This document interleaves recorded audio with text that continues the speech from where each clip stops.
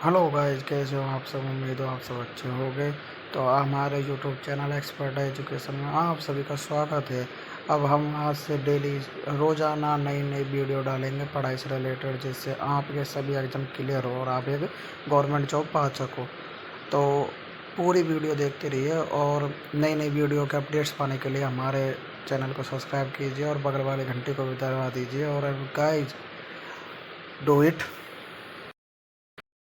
दोस्तों, तो आज है 3 जून। आज हम 3 जून करंट अफेयर्स के बारे में बात करेंगे। तो पहला हमारी लाइन है कि तेलंगाना स्थापना दिवस 2 जून 2014 को 29वें राज्य के रूप में हुआ। 1953 में भाषाई आधार पर आंध्र प्रदेश से अलग करके जो बनने वाला पहला राज्य था वो तेलंगाना था, जिसमें 10 वर्षों के लिए हैदराबाद जहाँ से राजधानी हुई। एक जेंटलमैन समझौता हुआ 1956 में, जिसमें आंध्र प्रदेश तेलंगाना का विशेष ध्यान रखेगा। जेंटलमैन समझौते के अंदर ये हुआ था कि जो आंध्र प्रदेश राज्य है वो तेलंगाना का एक विशेष रूप से ध्यान रखेगा।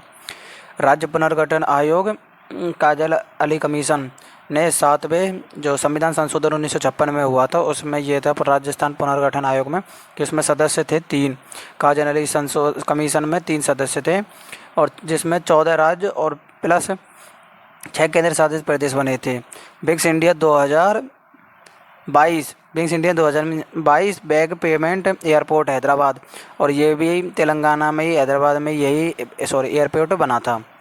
दूसरे नंबर का कि मूलों की घाटी यानी चर्चा में क्यों उत्तराखंड, मूलों की घाटी जो चर्चा में उत्तराखंड पर्यटकों के लिए खोल दिया गया है। जो मूलों की घाटी थी वो उत्तराखंड में पर्यटकों के लिए खोल दी गई है दोबारा।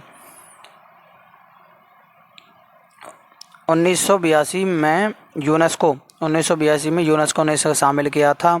और इसमें ही जैसे मूलों की घाटी उसी प्रकार के यूको की घाटी है जो नागालैंड प्लस मणिपुर की सीमा पर है, और दूसरी है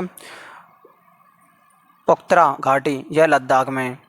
और इसके अलावा हमारे जो कस्तूरी मृग है वो अल्पनाई मस्क और हिमतेंदुआ, ये दोनों यहाँ यूनो की घाटी में पाया जाता है। और लद्दाख का राज्य पशु हिमतेंदुआ है जिसका संरक्षण केंद्र उत्तराखंड में है। उत्तराखंड ने यूसीसी के लागू करने के लिए कौन सा आयोग का गठन किया गया? उत्तराखंड ने जो यूसीसी के लागू करने के लिए जो आयोग का गठन किया गया वो था रंजना प्रसाद देसाई के द्वारा किया गया था। सामान्य सिविल संहिता अनुच्छेद 44 वर्तमान में 109। और जो उत्तराखंड का जो सीएम है फिलहाल के अब वर्तमान में वो है पुष्कर धामी।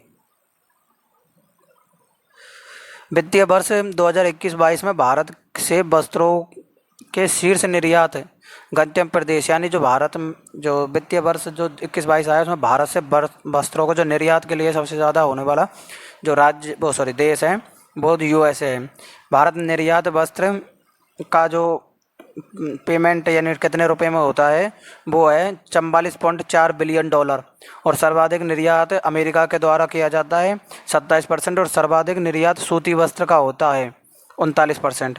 भारत का सबसे बड़ा व्यापक भागीदार यूएसए और चाइना, यानी भारत से जो सामान खरीदते हैं व्यापार के तौर पर वो सबसे अधिक यूएसए और चाइना है। भारत का मैनचेस्टर यानी जो मुख्यालय है जो वस्त्रों वाला वो अहमदाबाद में, और दक्षिण भारत का जो मैनचेस्टर यानी जो हमारे साउथ इंडिया का जो मैनचेस्टर वो कोयम्बटूर तमिलनाडु में है। मैनचेस्टर इंग्लैंड कपड़ा उद्योग के लिए प्रसिद्ध है।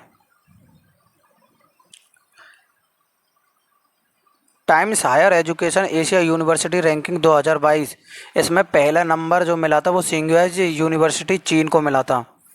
और भारत का जो स्थान रहा था वो पूरे विश्व में 42वां स्थान रहा था। और जो यूनिवर्सिटी है उसका नाम था Indian Institute of Science Bengaluru. 59वें international conference of computer expert में टॉप 500 सुपर कंप्यूटर की लिस्ट में कैसे दुनिया का सबसे तेज सुपर कंप्यूटर चुना गया? तो उसका नाम था क्लेंटर जो यूएसए का था, और दूसरा फुंगांकू जो जापान का था। भारत का था जो सबसे तेज था, और भारत का सबसे तेज जो तीसरे नंबर का था वो था परम सिंधी।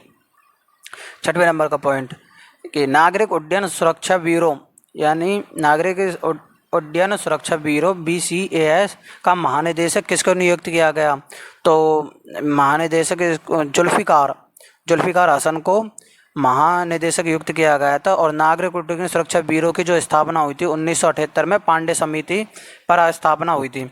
भारत का वर्तमान मुख्य चुनाव आयुक्त हमारे जो राजीव कुमार जी हैं और मुख्य वैज्ञानिक सलाहकार अजय कुमार सूद। 7वें नंबर का पॉइंट, सितारा-ए-पाकिस्तान। सितारा-ए-पाकिस्तान पाकिस्तान का तीसरा सर्वोच्च नागरिक पुरस्कार है। और इस सितारा-ए-पाकिस्तान जो हमारा अवार्ड है वो किसको दिया गया, तो वो डेरेन सेमी वेस्ट इंडीज़ का व्यक्ति था, उसको दिया गया। और हलाल-ए-पाकिस्तान पुरस्कार यानी दूसरा सर्वोच्च जो पुरस्कार है वो बिल गेट्स को दिया गया पाकिस्तान की तरफ से। 8वें नंबर का पॉइंट, स्टॉकहोम प्लस 50 का आयोजन 2 और 3 जून को 2022 में किया गया। जो इसका आयोजन था वो स्वीडन में किया गया था और इसमें भाग लेने वाले 122 देश थे।